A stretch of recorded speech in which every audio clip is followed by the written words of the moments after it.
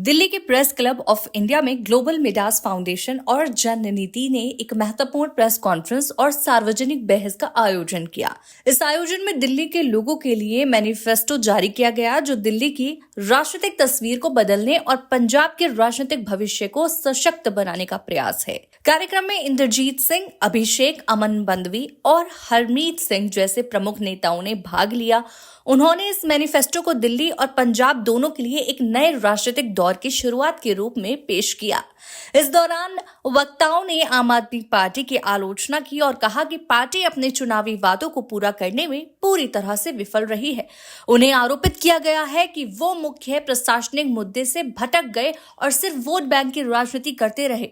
इंद्रप्रीत सिंह ने दिल्ली सरकार पर तुष्टीकरण की राजनीति करने और दिल्ली के व्यापारिक वर्ग के लिए नीतियों को नकारात्मक रूप से प्रभावित करने का आरोप लगाया। उन्होंने पंजाब के सरकारी खजाने के गलत इस्तेमाल का आरोप भी लगाया, जो दिल्ली के चुनावों में खर्च किए गए थे। इसके साथ ही अमन बंदवी ने सुझाव दिया कि सभी राजनीतिक दलों के घोषणा पत्रों को कानूनी रूप से बाध्यकारी बनाया जाए। उनका कहना था कि मौजूदा समय में पार्टियां घोषणा पत्र को सिर्फ एक प्रतीकात्मक दस्तावेज मानती हैं, लेकिन इस बदलाव से वादों की जिम्मेदारी तय होगी। इसके अलावा हरमीत सिंह ने पंजाब के पिछड़े जिलों की स्थिति पर चिंता जताई, जैसे मानसा, फरीदकोट और फिरोजपुर, जहां बुनियादी सुविधाओं का घोर अभाव है। उन्होंने शिक्षा, स्वास्थ्य और प्रशासन से जुड़े मुद्दों को सामने रखा और कहा कि ये सभी वादे आज तक अधूरे हैं। अभिषेक, जो इंडिया अगेंस्ट करप्शन आंदोलन से जुड़े हैं, उन्होंने इस बात की आलोचना की कि आपने भ्रष्टाचार के खिलाफ आंदोलन को कमजोर कर दिया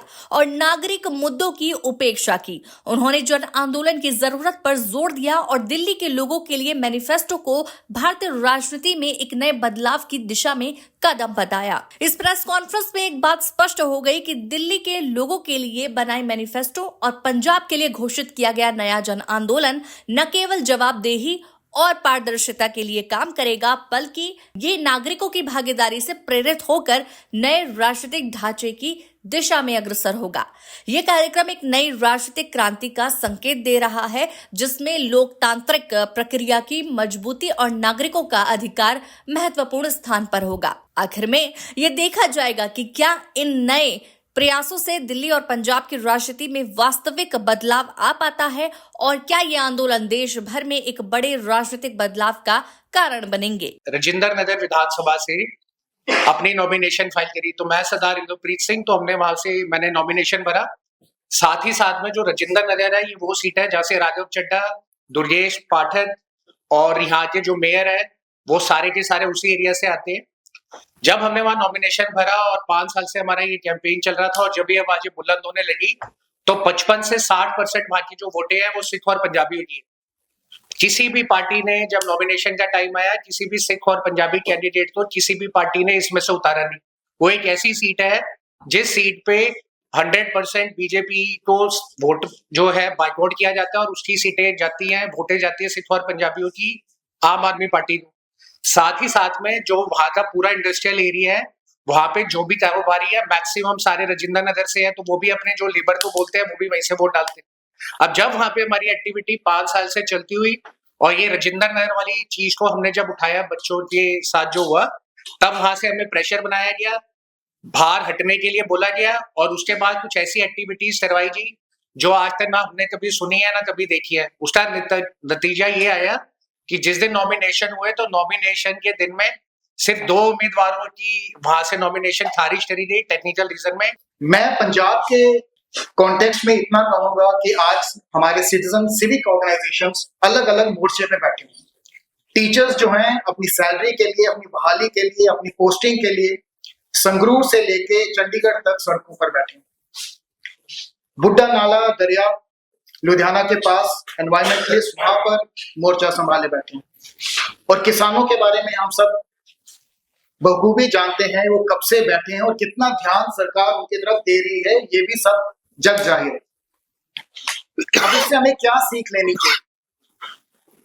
हम इसको इस तरह से आज अंडरस्टैंड करते हैं कि जितने भी मोर्चे हैं वो कहीं ना कहीं अपनी आइडियली सोच के साथ आगे चल रहे हैं, कुछ गलत काम नहीं कर रहे हैं, वो सब लोगों की आवाज उठा रहे हैं, जागरूक हो रहे हैं और जागरूक कर रहे हैं।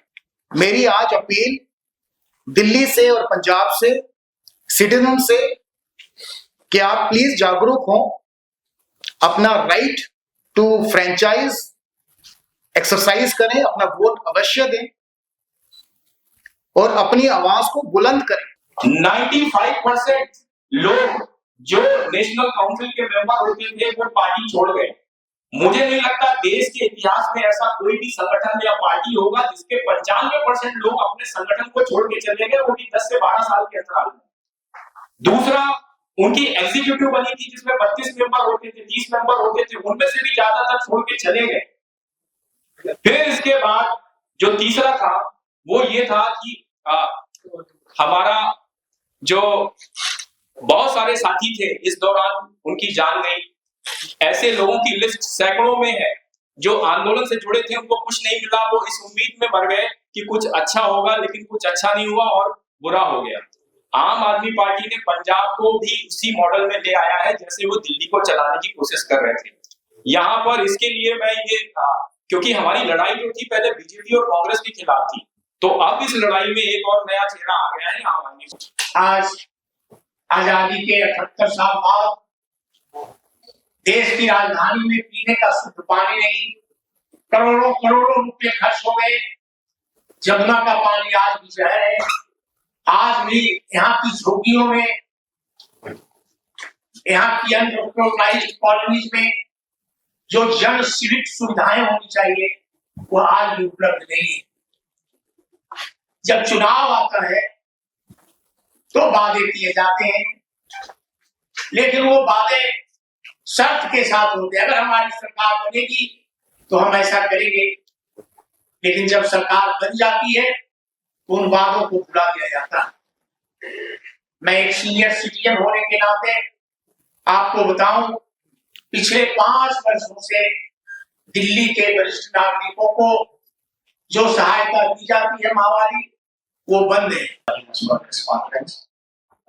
I represent Global Midas Foundation, and we've been working extensively for people in the areas of Punjab and Delhi. And we have come across a lot of problems which Amanji must have mentioned. He's mentioned now, wherein teachers have problems, farmers have problems, even the youth is engrossed in